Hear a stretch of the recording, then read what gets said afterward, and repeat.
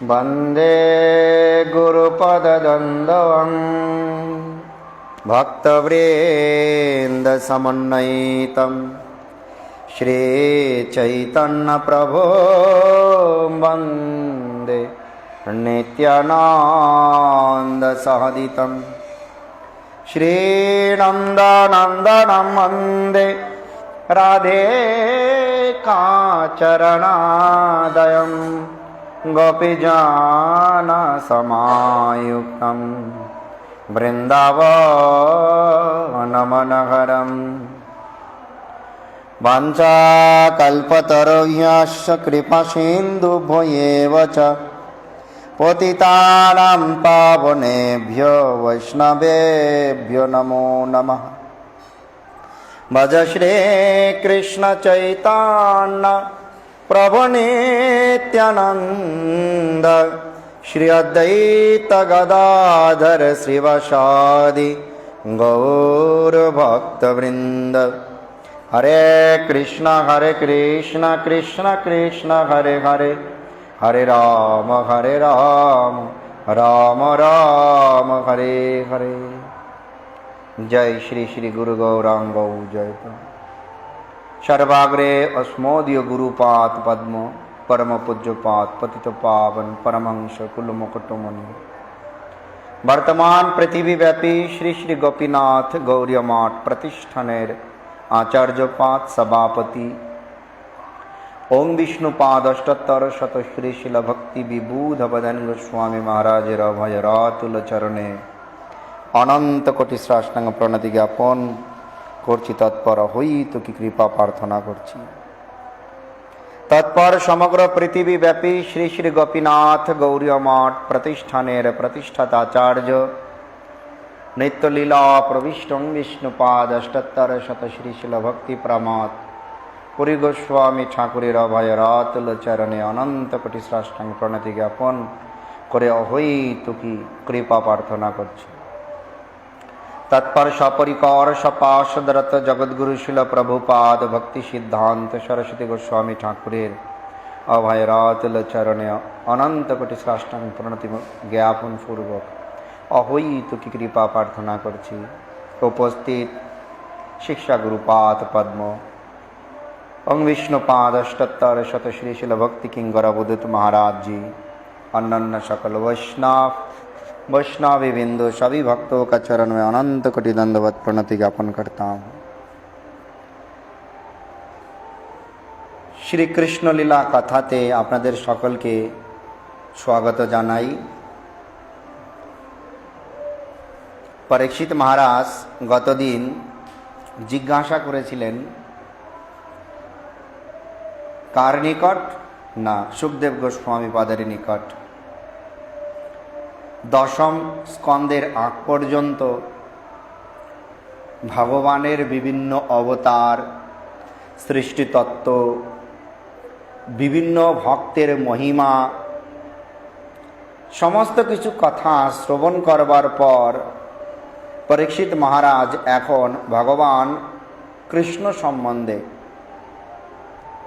ब्रजेंद्रनंदन कृष्ण वासुदेव कृष्ण कृष्ण सम्बन्धे तार प्रश्न जे भगवान कृष्ण केन देवकी गर्भे आविर्भूत हয়েছিলেন, केन तार कारणटा कि, आबार कि करे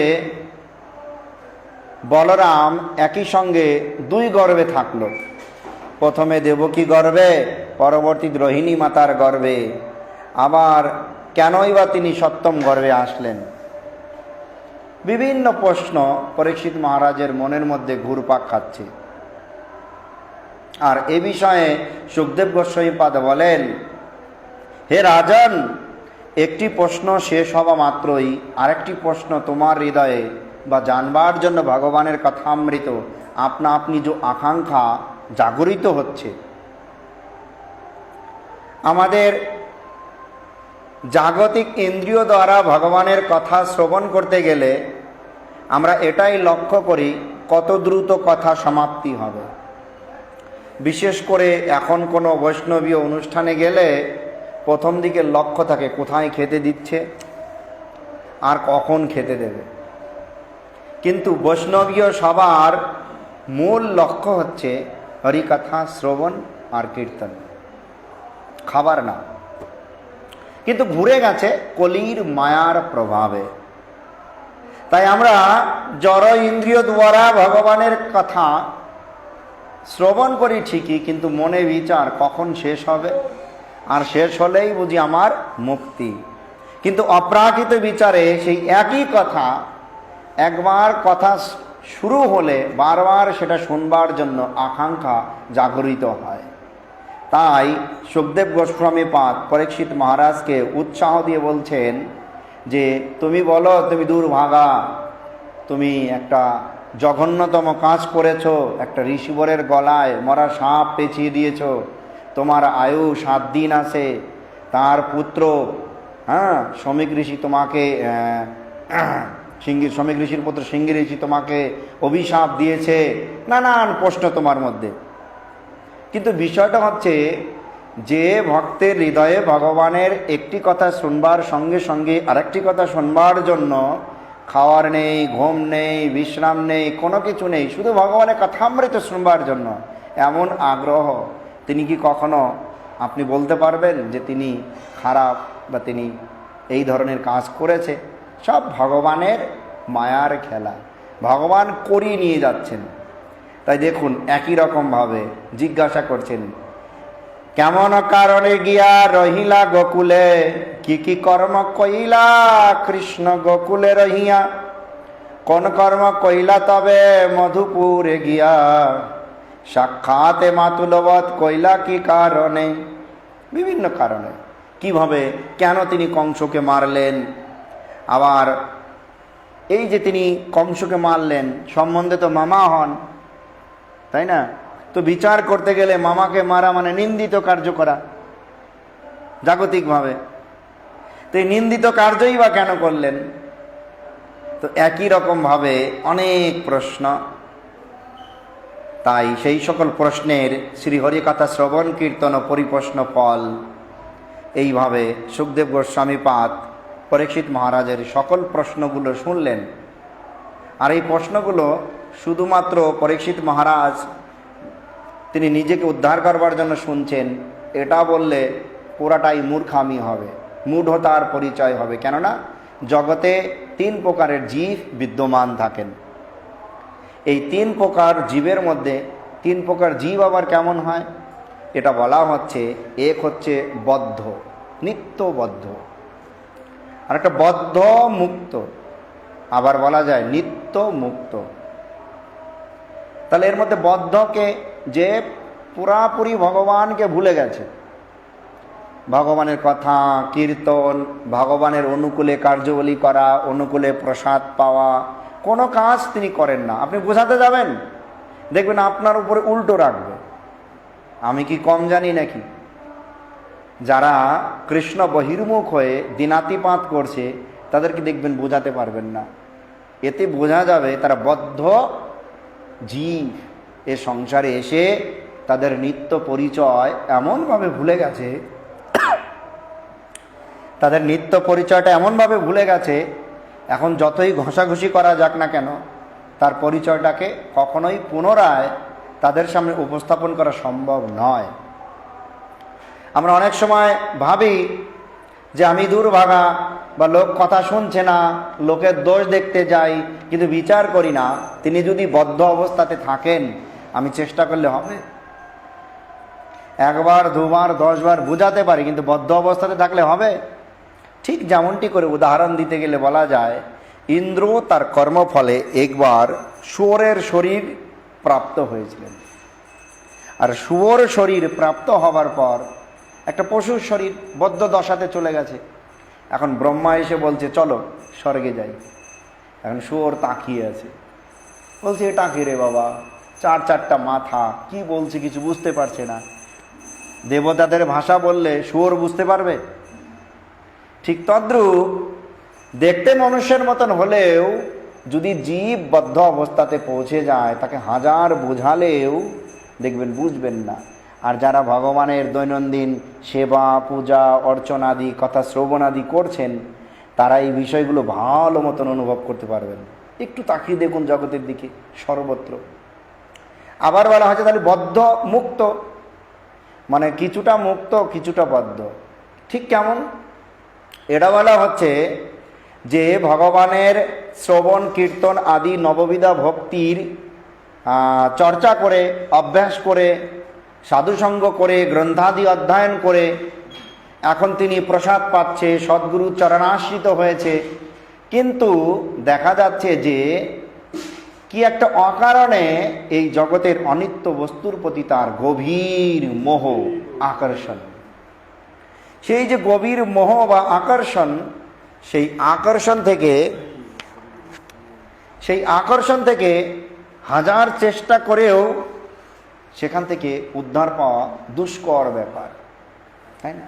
ঠিক আপনারা দেখুন, শ্রীমদ্ ভাগবতেই এর উদাহরণ দিয়েছে জড়ভরত, যিনি ভারতবর্ষের রাজা, যার নাম অনুসারে ভারতবর্ষের নামকরণ করা হয়েছে, সেই জড়ভরত না জঙ্গলে গেল কিসের জন্য? বানপ্রস্থ নিল কিসের জন্য? ভগবানের আরাধনা করবার জন্য। কিন্তু ভগবানের আরাধনা করতে গিয়ে কি এক অকারণে আবার সেই হরিণ শাবকের প্রতি তার মোহ জন্মে গেল, তাই না? আর সেই মোহে কি হলো? তাকে হরিণের শরীর প্রাপ্ত হতে হলো।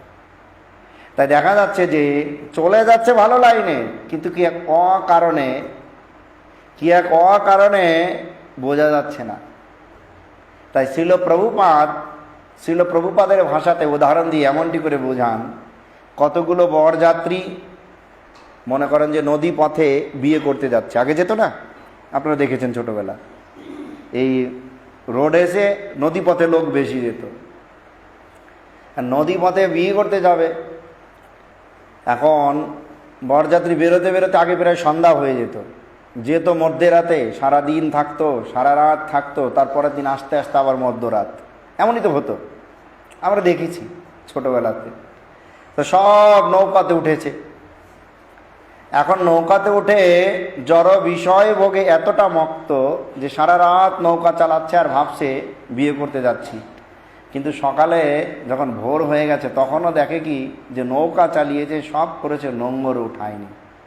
তো গন্তব্যস্থানে যাওয়ার জন্য নৌকা ঠিকই ছিল, চালানোও ঠিক ছিল, কিন্তু নোঙর না ওঠানোর ফলে সারা রাত নৌকা চালিয়ে অন্ধকারে না বুঝতে পেরে সেই একই জায়গাতে তারা স্থির ছিল। তাই বদ্ধ মুক্ত জীবের অবস্থা তাই, সদ্গুরুচরণ আশ্রিত হওয়া সত্ত্বেও, ভজন করা সত্ত্বেও কি এক অকারণে পূর্বজন্মের কর্মফলে বিভিন্ন কারণে আবার নতুন করে অনার্থেতে বিপর্যয় হওয়ার ফলে কি হয়? অনেক সময় উন্নত হয় না। ভক্তিলতার বীজ দেয়া হয়েছে, কিন্তু জল, সঠিকভাবে পরিচর্যা, বিভিন্ন গাবাদি পশু আদি থেকে রক্ষা হয়নি। সেই গাছটা এখন আর আগের মতো নেই। তো কি হবে? সেই গাছে ফল ধরবে? ফলও ধরবে না, ফুলও ধরবে না। কিন্তু দেখতে হবে বাহ্যিকভাবে তারাই বলবে যে তিনি অনেক জানে, কিন্তু সেই জগতের জানা আর পারমার্থিক বিচারে জানা, পারমার্থিক বিচারে এমন এক কল্পতরু, যে গাছে ফল ধরলে, যে গাছের পুষ্টি সাধন হলে সে ব্যক্তি আপনা আপনি ধীরে ধীরে ছোট হতে থাকবে, ভার হয়ে যাবে। ভার হয়ে গেলে কি নড়াচড়া করবে? করবে না। তো দেখাচ্ছে আর একটা কি, নিত্যমুক্ত। নিত্যমুক্ত জীব জগতে আসে কর্মফল ভোগ করবার জন্য নয়, এই জগতে প্রপঞ্চিক লীলাতে নয়, ভগবানের দেয়া কর্তব্য কর্ম তিনি করতে আসেন, পতিত জীবকে উদ্ধার করতে আসেন। ঠিক একই রকমভাবে পরীক্ষিত মহারাজ এখানে যে লীলা আমাদেরকে দেখাচ্ছেন, ইনারা নিত্য মুক্ত জীব। তারা প্রশ্ন করে জগতের পতিত বদ্ধ জীবকে তাদের যে ঘুমিয়ে থাকা সুশক্তি, জাগ্রত, স্বপ্ন, যে অবস্থাতেই হোক না কেন, তারা যে তাদের নিত্য যে পরিচয় ভুলে গেছে, সেই পরিচয়টাকে জাগিয়ে দেওয়ার জন্যই এত প্রশ্ন করছে। তা আসুন আগে গিয়ে দেখি কি বলছে। 7 দিন আমি নাহি পরশিয়ে জল, তবু খোদায় মরে না করে বিকল। তোমার বদন সম সররুহু বিগলিত, পান কর হরি কথা বচন অমৃত। এই কথা কহে সুত নৈমিষ অরণ্যে, সনকাদি মুনিগণে শোনে শুদ্ধ মনে। সুত বলে শনহ শৌনকমণিগণ, শুকযজ্ঞেশ্বর শনি রাজার বচন। 7 দিন কোনো ক্ষুধা নেই, তৃষ্ণা নেই, শুধু সুখদেব গোস্বামীর মুখ অমৃত যে বচন সেটা শ্রবণ করছে আর উত্তরোত্তর সেটা জানবার জন্য প্রশ্ন করে যাচ্ছে। এটা তো সাধারণ ব্যক্তির জন্য নয়, নিত্য সিদ্ধ ভক্তের পক্ষেই একমাত্র সম্ভব। ভাগবতে গভীর সিদ্ধান্তে লুকিয়ে আছে। তো যাই হোক, আর বলতে গেলে এই কথাতে আমাদেরই মঠের আমাদের এক গুরুবর্গ আছেন, পূজ্যপাদ ভক্তি শরণ দামোদর মহারাজ, আমাদের মহারাজের গুরু ভাই, আমাদের গুরুবর্গ। একদিন হঠাৎ আমাকে সকাল 8:30টার সময় এসে বলছে, এই ভান্ডারাতে যাবে? আপনারা জানেন শ্রী চৈতন্য গৌরীয় মঠ, মথুরা রোডে বড় মঠ। বলছে হ্যাঁ যাবো। মহারাজ বলছে মহারাজের সঙ্গে যাবো, না করিনি। বলছে হ্যাঁ মহারাজ যাবো। তা বলছে চলো। আমি 8:30 বাজে, ওখানে তো কেউ নেই। মহারাজ যাবো 12:30টার সময়, খেতে দেবে 1:30টার সময়, এখন গিয়ে কী করবো? তখন মহারাজ বলছে, দেখো ওই আশাতে কখনোই উৎসবে যেতে নেই। গুরুবর্গের উৎসবে গিয়ে কেউ থাক বা না থাক, পাঠ কীর্তনাদি করতে হয়। শুধু খেলেই কি আর না খেলেই কি, প্রসাদকে সম্মান করে চলে আসতে হয়। তুমি তো জানো, আর মহারাজ সবাই জানে, উনি সাধারণত বাইরে তেমন খেত না, নিজে রান্না করেই বেশি খেত। তো কথাটা শুনে ভালো লাগলো। ঠিক আমাকে নিয়ে আমরা 9টার মধ্যে চলে গেলাম, গিয়ে দেখি কেউ নেই। আর মহারাজ বলল ঠিক আছে কীর্তন শুরু করো। সে নিজেই সব কিছু ভিজিয়ে নিয়ে সে চললো। 12টার পরে গিয়ে লোক আসলো, 3 ঘন্টা কীর্তন চললো। তারপরে দেখি লোক আসা শুরু করলো। তাই জগতে কলির প্রভাবে যে এহেন অবস্থা। আর ওই মহারাজের, তিনি কিন্তু জন্মগতভাবে মালয়েশিয়ান, এদেশের না। তো ওনার বিচারধারা দেখে খুব অবাক লাগলো এবং প্র্যাকটিক্যাল উনি দেখালো নিজে করে যে প্রকৃত আসক্তি যদি ভগবানের কথাতে থাকে তাহলে কল্যাণ হবেই তার। তো যাই হোক, ভালো ভালো নিশ্চয় কহিলে নরপতি, গোবিন্দ কথায় তুমি কইলে ধীরমতি। একই কথা, মানে ভালো ভালো নিশ্চয়, দৃঢ় করে বলছে আপনার অবশ্যই ভালো হবে যদি আপনার গোবিন্দ কথায় নিশ্চল বুদ্ধি থাকে, দৃঢ়মতি থাকে, আপনার বুদ্ধিটা শুধুমাত্র গোবিন্দ কথামৃততে থাকে। আর আমাদের বাংলাতে একটা কথা আছে, ভগবান বা হরি কোথায় না হরি কথায়। না, হরি কথা সাক্ষাৎ শব্দরূপী ব্রহ্ম, ভগবান থেকে অভিন্ন, অভিন্নত্বাৎ নাম নামিন। সারা শাস্ত্রের বিচার দেখলে যে নাম সেই নামই, ভগবান ভগবানের কথা থেকে আলাদা নয়। আবার যখন শৌনকাদি মণিগণ নারদমণিকে বিষণ্ণ দেখে ভাগবত কথা বলছিলেন, আর যখন ভাগবত কথা শুরু হবে নারদমণি বলছে তাহলে আমি বৃন্দাবন থেকে ভক্তি দেবী, জ্ঞান দেবী, জ্ঞান আর বৈরাগ্য ওনার 2 পুত্র সবাইকে নিয়ে আসি। আর শৌনকাদি ঋষিগণ বলছেন উতলা হয়ে না, বসো। যেখানে ভগবানের কথা শুরু হয় সেখানে ভক্তি দেবী তার পুত্রদ্বয় জ্ঞান ও বৈরাগ্যকে ডেকে নিয়ে আসতে হয় না, তাকে তুলে নিয়ে আসতে হয় না। তিনি আপনা আপনি সেখানে বিরাজমান হন, আপনা আপনি স্বতঃস্ফূর্তভাবে বিরাজমান হন।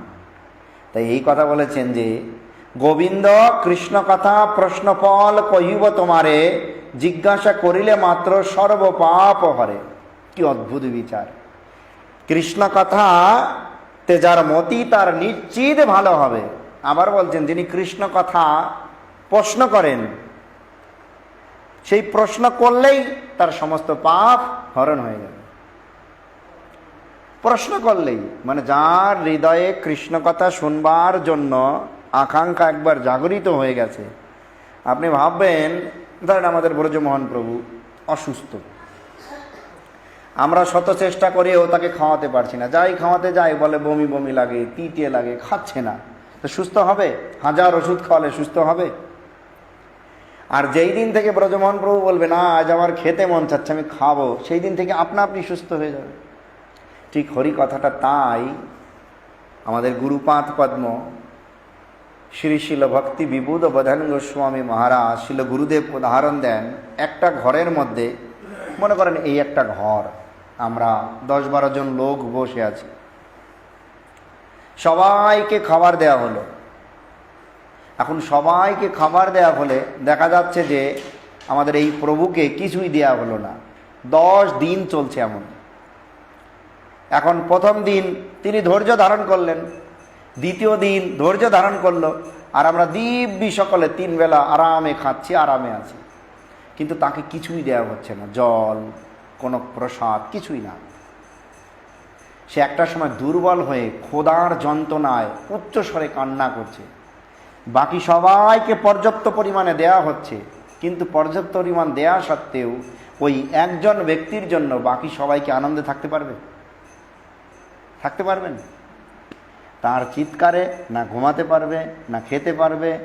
আবার যদি দয়ালু লোক হয় সামনে রেখে খাবেই বা কী করে? ওই তাই বলছেন আমাদের এই শরীরে যে 24 তত্ত্ব দিয়ে 24টি তত্ত্ব দিয়ে গড়া, সেই 24 তত্ত্বের মধ্যে একটি হচ্ছে আত্মা।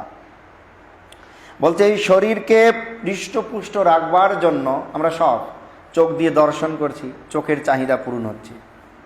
যা যা চোখে ভালো লাগে তা দেখলে আমাদের আনন্দ হয়, তাই না? কিন্তু যা যা চোখের ভালো লাগে তাই তাই যদি গোবিন্দের ভালো হয় তখন সে নিত্য আনন্দ পাওয়া যাবে। কিন্তু দেখা যাচ্ছে যা যা চোখে ভালো লাগে তা তা গোবিন্দের জন্য ভালো না, গোবিন্দ সেই দর্শনকে বৈধতা দেননি। তাহলে কি আমার নিত্য আনন্দ হবে? হবে? হবে না। কান দিয়ে যা শ্রবণ করতে ভালো লাগে কানের কার্য করলাম, নাক দিয়ে আমরা গন্ধ নিলাম, জিহ্বা দিয়ে আমরা আস্বাদন করলাম ভালো ভালো জিনিস, আবার স্পর্শ করলাম ত্বক দিয়ে, অনুভূতি দিয়ে স্পর্শ করলাম। এই যে পঞ্চ ইন্দ্রিয় দ্বারা আমরা আমাদের প্রত্যেকটা কার্য করে যাচ্ছি। শরীরকে যত্ন নেবার জন্য সাবান, শ্যাম্পু আদি, ক্রিম, স্নো পাউডার আদি সব কিছু ব্যবহার করলাম। শালীনতা বজায় রাখবার জন্য সুন্দর সুন্দর পোশাক পরলাম, পোশাককে পরিষ্কার রাখার জন্য ধুয়ে নিলাম। কিন্তু দেখা যাচ্ছে এমন একটা বস্তু আছে যার খাবার এই জগতের কিছুই না। এই 24টি বস্তুর মধ্যে একটি বস্তু আছে যার খাবার এই জগতের কোনো বস্তু নয়। তাহলে কি এই জগতের কোনো বস্তু দিয়ে তার চাহিদা পূরণ করা যাবে? যাবে? যাবে না। যাবে? এখন কতগুলো অন্ন নিয়ে, অন্ন খাবারের জিনিস, দিতে হবে পেটে, কিন্তু পেটে দেওয়ার জন্য রাস্তা কয়টি? যদি চোখ দিয়ে দিই হবে? কান দিয়ে দিই হবে? হবে না। ভগবান একটি রাস্তাই বানিয়ে দিয়েছে। ঠিক তদ্রূপ ওই যে বস্তুটা, ওই বস্তুর চাহিদা যদি জগতে না পাওয়া যায়, তাহলে ওই চাহিদা পূরণ না হওয়া পর্যন্ত এই 24টির মধ্যে বাকি 23টি সুস্থ, কিন্তু একটি যদি অসুস্থ থাকে তাহলে কি আমাদের আনন্দ হবে? হবে না। তাই জীব তাদের নিজের বুদ্ধিমত্তা দ্বারা অক্ষস জ্ঞান থেকে, অক্ষস জ্ঞান বলতে তাদের নিজের বুদ্ধিমত্তাকে কাজে লাগিয়ে আজ পৃথিবীর শীর্ষে পৌঁছে গেছে, তারা সফলতার শীর্ষে পৌঁছে গেছে, কিন্তু আনন্দ থেকে অনেক দূরে চলে গেছে। গুরুদেব জিজ্ঞাসা করেন, আচ্ছা আজ থেকে 50 বছর আগে দুশ্চিন্তা বেশি ছিল না কম ছিল? আজ থেকে 50 বছর আগে দুশ্চিন্তা বেশি ছিল না কম ছিল? বেশি ছিল না কম ছিল? কম ছিল। এত রোগ ব্যাধি ছিল না, এত অশান্তি ছিল না, লোক এত কপট ছিল না, এত ধূর্ত ছিল না, এত লেখাপড়াও ছিল না, এত দুশ্চিন্তা ছিল না। কি দরকার লেখাপড়ার? ছিল না। কিন্তু এখন পৃথিবী এমন একটা পর্যায়ে পৌঁছে গেছে, সফলতার শীর্ষে পৌঁছে গেছে, কিন্তু এত দুশ্চিন্তা কেন? আর যার যত সফলতার শীর্ষে তার তত দুশ্চিন্তা বেশি, তাই না? বিচার করে দেখুন। তার একটি মাত্র কারণ, ওই যে এই 24টি উপাদানের মধ্যে যে একটি উপাদানের খাবার এই জগতে নেই, সে অনেক দিনের ক্ষুধার্ত। এতদিনের ক্ষুধার্ত, দিন যাচ্ছে তার ক্ষুধার মাত্রা বাড়ছে। আর সেই বস্তুটাকে আত্মা। আত্মা নিত্য বস্তু, আত্মার খাবারও নিত্য, তাই না? আর নিত্যস্বরূপে ভগবানের ভক্তি। আর এই ভক্তির কটি অঙ্গ? নববিধা ভক্তি: শ্রবণ, কীর্তন, অর্চন, দাস্য, সাক্ষ্য, আত্মনিবেদন, স্মরণ, পাদ সেবন, বন্দন। এই যে নববিধা ভক্তির যদি চর্চা না হয় তাহলে কি আত্মার খাদ্য হবে? যে সকল জীবাত্মা ভগবানের এই শ্রবণ কীর্তন আদি হরিকথাতে তাদের সময় ব্যয় না করেন তাদের আত্মার খাদ্য হয় না। আত্মার খাদ্য ভগবানের নাম সংকীর্তন আদি, হরিনাম সংকীর্তন আদি। যিনি যতটা করবেন তার আত্মার খাদ্য হবে। আর আত্মার খাদ্য হলে দেখবেন আপনার এই পচনশীল শরীর আজ হোক কাল হোক ত্যাগ করতে হবে। সেটা চলে গেলেও একটা সময় দেখবেন আপনার মূলে গিয়ে সেই আনন্দই আস্বাদন হচ্ছে। আনন্দ ব্যতীত কিছুই আর পাবে না। কেননা এখানে বলা হচ্ছে সেই আনন্দের মূল উৎসকে কৃষ্ণ। কিভাবে বলে? কৃষ মানে আকর্ষয়তি, কৃষ আকর্ষয়তি অনহ প্রত্যয় যোগে আনন্দ প্রদয়তি ইতি কৃষ্ণ। যিনি আমাদের ওই আত্মাকে আকর্ষণ করে আনন্দ প্রদান করেন তিনি কৃষ্ণ। তখন কৃষ্ণ আকর্ষণ কখন করবে? যখন আপনি ডাকবেন তখন তো। আর ডাকা মানেই তো কৃষ্ণের নাম সংকীর্তন আদি করা, তার মহিমা কীর্তন করা। কিন্তু যিনি ডাকেন না তার পক্ষে তো সম্ভব নয়। আজ নিত্যলীলা প্রবিষ্টং বিষ্ণুপাদ অষ্টোত্তর শত শ্রীশিল ভক্তি কুমদ সন্ত গোস্বামী মহারাজের আবির্ভাব তিথি। তাই এই যে পরম গুরুদেবের আবির্ভাব তিথি, সেই আবির্ভাব তিথি উপলক্ষে তার দেয়া একটা সুন্দর উদাহরণ। একদিন এক সাংবাদিক গলায় বড় একটা ক্যামেরা ঝুলিয়ে এসে জিজ্ঞাসা করছে, এই মহারাজ, এই যে আপনারা সবসময় ভগবান ভগবান করেন, দেখাতে পারবেন কি ভগবান? আপনি কখনো দেখেছেন? দেখাতে পারবেন? মহারাজ বলল, হ্যাঁ দেখেছি। তুমি দেখবে? হ্যাঁ। খুব সুন্দর করে বলল, হ্যাঁ ঠিক আছে। তো মহারাজ তাকে জিজ্ঞাসা করলো, আচ্ছা এই যে ভবনটাতে আমরা বসে আছি, এই বিল্ডিংটাতে, এই বিল্ডিংটার যদি ছাদে গিয়ে আমি তোমাকে বলি তোমার ওই গলায় লাগানো মেশিনটা দিয়ে পুরা কলকাতার শহর দেখাতে পারবে? হ্যাঁ। বড় দূরবীন, সাংবাদিকদের ভালো ক্যামেরা। হ্যাঁ মহারাজ দেখিয়ে দেবো। ঠিক আছে। বাবা আমার ইচ্ছা হয়েছে আমি তোমার ওই মেশিনটা দিয়ে দিল্লি দেব, দেখা যাবে? না মহারাজ দিল্লি দেখা যাবে না। ও তার মানে দিল্লি নেই?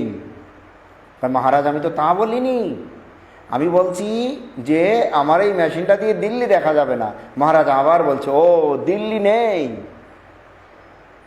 বলছে আপনি একজন সন্ন্যাসী আর এমন বাঁকা করে কথা কেন বলেন?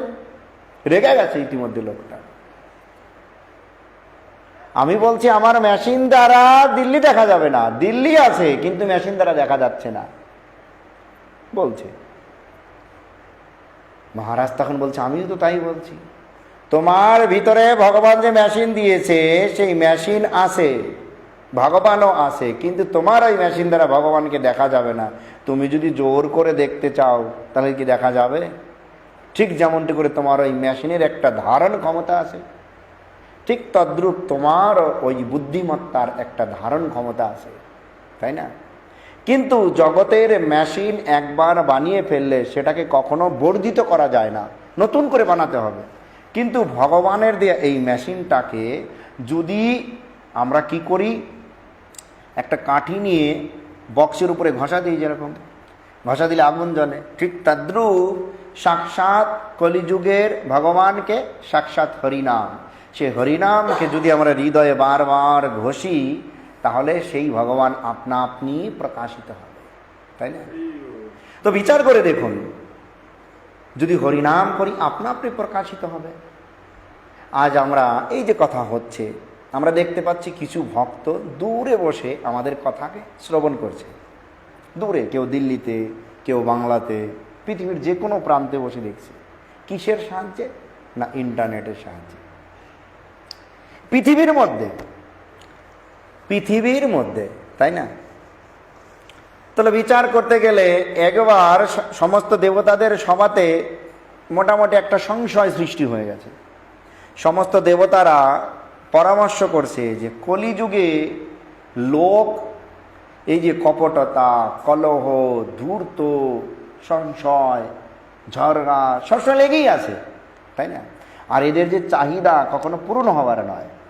এহেন কলিযুগে লোক স্থির হতে পারছে না, ভজন করতে পারছে না, তপস্যা করতে পারছে না, আবার যজ্ঞ করবার মতন যোগ্যতা নেই, আবার দাপর যুগের যে নিষ্ঠা, সে নিষ্ঠা নেই বললেই চলে। আমরা বলি ঠিক অনেক সময় যে প্রভুর অনেক নিষ্ঠা, কিন্তু কলিযুগে নিষ্ঠা দুর্লভ বস্তু, আদৌ সম্ভব নয়। তো বলছে এহেন কলিযুগে আর এহেন লোকের আচরণে এই লোক উদ্ধার হবে কি করে? সমস্ত দেবতারা সংশয়ে, কলির প্রভাবে তারাও সংশয়ে পড়ে গেছে, কি করবে? হঠাৎ করে যমরাজ মানে যমরাজ গিয়ে বলছে, আরে এখন সাক্ষাৎ কমল মঞ্জুরি জগতে লীলা করছেন। কে কমল মঞ্জুরি? কমল মঞ্জুরি কে? সাক্ষাৎ শ্রীল সচ্চিদানন্দ ভক্তিবিনোদ ঠাকুর। সাক্ষাৎ সচ্চিদানন্দ শ্রীশিল ভক্তিবিনোদ ঠাকুরই কমল মঞ্জুরি। বলছে কমল মঞ্জুরি জগতে লীলা করছে। আমরা তো কমল মঞ্জুরির নিকট জিজ্ঞাসা করতে পারি, কেননা জগতের সমস্ত গূঢ় তত্ত্ব শাস্ত্রে বলেছেন ধর্মস্য তত্ত্বায়াম নিহিতম গুহায়াম। ধর্মের তত্ত্ব অতি গোপন, একমাত্র মহাজন যেন গতঃ সপন্থা। যারা মহাজন তারা জানেন। কে মহাজন? ব্রহ্মা, শিব, নারদ আদি, যমরাজ, ভীষ্ম, জনক রাজা, কপিল দেব, সুখদেব গোস্বামী, এরা জানেন। তো এইভাবে যমরাজ এসে বলছে, আমরা যদি কমল মঞ্জুরিকে জিজ্ঞাসা করি, তিনি তো সর্বদা রাধারানীর সঙ্গে আছেন, তিনি বলে দেবেন কলির জীবের উদ্ধারক কি উপায়। তো বিচার করে দেখুন, তারা শুধু স্বর্গ থেকে, এখানে বিচার হচ্ছে এক ব্রহ্মাণ্ড থেকে, মনে বলছে এক লোক থেকে অন্য লোকে কি হচ্ছে আপনি দেখতে পাচ্ছে, তাই না? আবার বিচার চলে যান দাপর যুগে, ত্রেতা যুগে, এক লোক থেকে, যেরকম রাজা দশরথ অপকট হয়ে যাওয়ার পর সশরীরে এসে সীতামায়ের কাছ থেকে তার শ্রাদ্ধের নৈবেদ্য নিচ্ছে, তাই না? আবার যখন যুদ্ধ চলছে কিসে, লঙ্কাতে, তখন দুবার এসেছিল। কি হালত আমার ছেলেদের, পুত্রদের, কি এমন কি যুদ্ধ হচ্ছে সব জানেন। তো বিচার করুন যে তারা এক লোক থেকে অন্য লোকে কি হচ্ছে সেটা দেখছে। তাহলে তখনকার দিনে চোখ বন্ধ করলে কোথায় কোন ব্রহ্মাণ্ডে কি হচ্ছে, তাহলে ভজনের, আমার বলার উদ্দেশ্য, ভজনের তাকত এতটা ছিল যে তাদের মধ্যে সেই ভগবানের অপ্রাকৃত শক্তির যে ইন্টারনেট প্রকাশিত হয়ে যেত, তাই না? এখানে আগ বন্ধ করবে আর বাংলাতে কি হচ্ছে বসে বসে দেখবে। এই ইন্টারনেট ভালো না বর্তমানকার এই মোবাইল চালানো ইন্টারনেট ভালো? একদিন চুপ করে বন্ধ করলে, এটা ছিল আমাদের সনাতন শাস্ত্র তাই বলে। কিন্তু কলির মায়ার প্রভাবে ভজনের মাত্রা হ্রাস হওয়ার কারণে আজ এহেন অবস্থা। তাই আমরা এই ইন্টারনেটকে আমরা ভাবছি যে খুব বড় একটা জিনিস চলে এসেছে, কিন্তু না, খুব বড় জিনিস নয়, খুব বড় জিনিস নয়। দেখুন এখানে উদাহরণ দিয়ে বলা হচ্ছে যে শ্রীনিবাস আচার্য আর তার শিষ্য রামচন্দ্র, তাই না?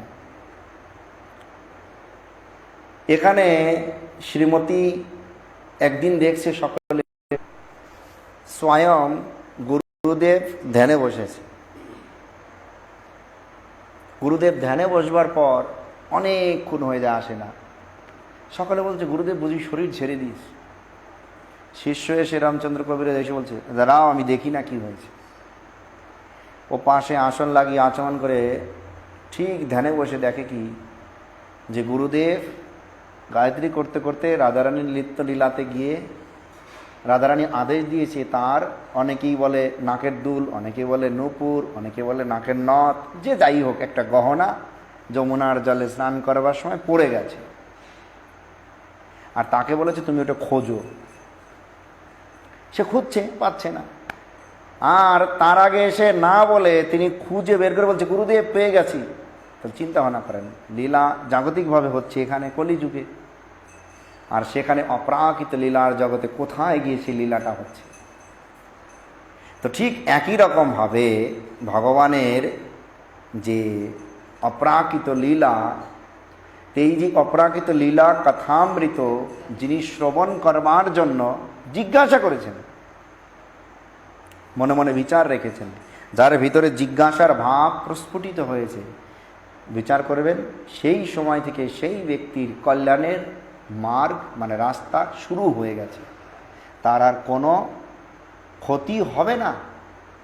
কেননা সচেতনতার মাত্রা, তিনি এখন চেতন জীব, জিজ্ঞাসা শুরু হয়ে গেছে, তার মানে ভিতরের চৈত্যগুরু পূর্ণরূপে প্রকাশিত। কোনটা ভালো, কোনটা মন্দ, কোনটা শাস্ত্রের প্রতিকূল, কোনটা অনুকূল, সব সময় বিচার হতে চলবে। ছিল প্রভুপাদ বলতে হরিকথা, এমন হরিকথা হবে যে এই যে কুরুক্ষেত্রের যুদ্ধ, হ্যাঁ না, ধর্মক্ষেত্র কুরুক্ষেত্র, তো ভিতরে কি আছে? জীবাত্মা পরমাত্মা। এই যে হৃদয় নামক কুরুক্ষেত্রে জীবাত্মার সাথে জাগতিক বিষয় বাসনার যুদ্ধ লেগে যাবে, আর জীবাত্মা সেই যুদ্ধের সঙ্গে যুদ্ধ করতে করতে যেই দিন সেই জাগতিক বিষয় বাসনা থেকে মুখ ফিরিয়ে নিয়ে পরমাত্মার দিকে ঘুরে তাকাবে, সেই দিন ধর্মের জয় হবে, তাই তো? বাহ্যিকভাবে দেখতে গেলে বিশাল যুদ্ধ, কে কার পক্ষ নিয়েছে, কে যুদ্ধ হয়েছে, কত লোক মারা গিয়েছে, কিন্তু বিচার কি? যে বিষয় বাসনা থেকে মুক্ত হয়ে যেদিন আমরা কৃষ্ণ উন্মুখ হতে পারবো, সেই দিন আমাদের কুরুক্ষেত্রের যুদ্ধ শেষ হয়ে আমাদের নিত্য কল্যাণ হবে। তাই তো কি বলছেন? সর্বধর্মান পরিত্যাজ্যং মামেকং শরণাং ব্রজ অহম ত্বাম সর্ব পাপেভ্যো মোক্ষয়িষ্যামি মা শুচঃ। কেন? ভগবান একই কথা বলছে, তুমি সব কিছু ছেড়ে দাও, আমি যেটা বলি সেটাই করো, উপলক্ষ মাত্র। তো যাই হোক, সময় হয়ে গেছে, আজ আবার কাল কথা হবে। আজ এখানেই কথার বিশ্রাম দিচ্ছি। হরে কৃষ্ণ বঞ্চা কল্পতরুভ্যশ্চ কৃপা সিন্ধু ভয়েব চ পতিতানাং পাবনেভ্যো বৈষ্ণবেভ্যো